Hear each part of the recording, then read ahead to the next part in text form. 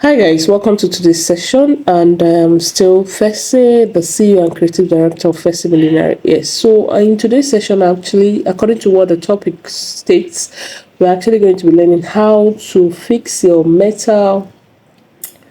I keep calling it metal, actually wire-like headband.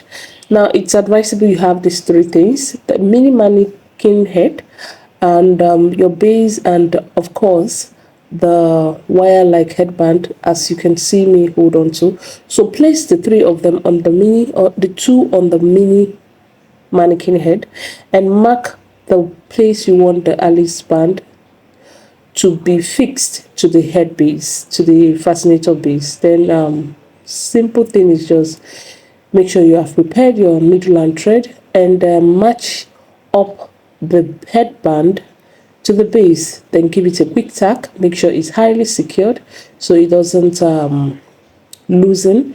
And when you're done with that, you would see that the wire-like headband can actually move around the head base. Just watch and see. There's a quick way of actually tacking. The way I don't do the other side, and voila, this is how it's going to look. So I would try to move the base around the headband.